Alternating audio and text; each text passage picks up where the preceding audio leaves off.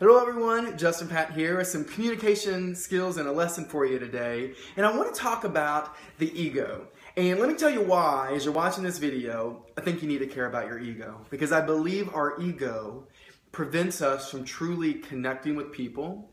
It prevents us from being able to receive and accept and being able to give unconditional love in our lives. And it is the #1 driver that I believe prevents us from leading great teams in our careers and from experiencing greatness in all parts of our life, both personally and professionally. So let me ask you this. Have you ever met that person that when you're sitting down with them in a meeting or at dinner and they just make the whole conversation about themselves? I know we all know that person. You're probably thinking of someone in your mind. Or have you ever just been talking to someone, maybe you're having a disagreement, and that person is just hell-bent on proving you wrong, and no matter what, they're going to stand in their position and they're not even going to try to understand yours. And more importantly, has that person ever been you?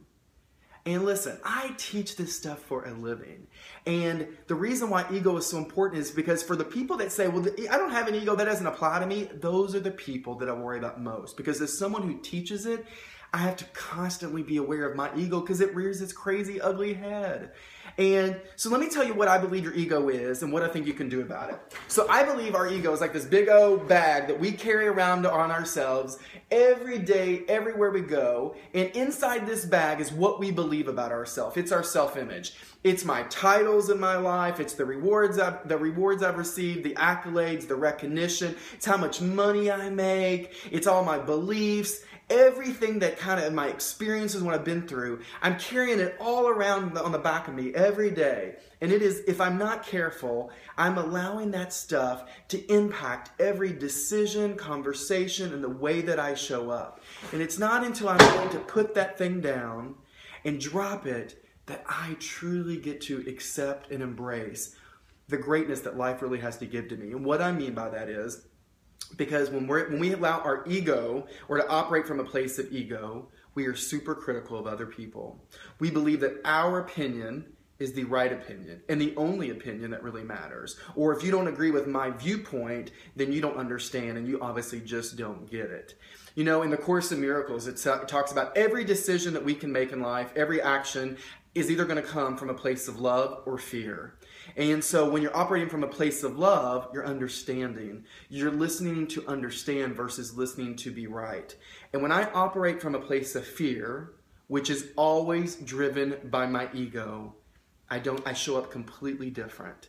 And so it affects every relationship that I have. And so here's what I would say. So how do you fix it? First of all, I think it's a hard thing to do. It's a messy process. You know, as I was thinking about this as I get ready to talk to a group about this concept tomorrow is, #1, I always believe that we learn more from our failures than we ever do our successes. And here's why.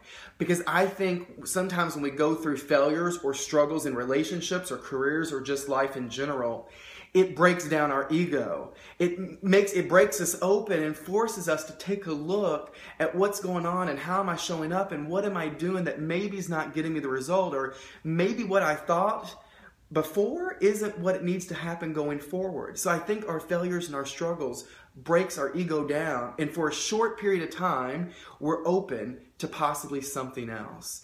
And what we want to get to a place is where it isn't just for a short period of time, that you can remain open and that you can continue to get to that place to say, wow, I don't think I agree with that, but that's interesting. Tell me more about that. That there is no necessarily, my opinion's right and yours is wrong. That's interesting. I'm going to share my truth with you, but I'm really interested in yours and why you think that. When we start letting go of our ego and surrendering the power that we've allowed to have it in our lives, we become more open, we become more loving, and we become more compassionate, not only to ourselves, but to other people. So I just hope that gives you something to think about. Are you willing to let go of your ego and surrender it so that you can live a better life?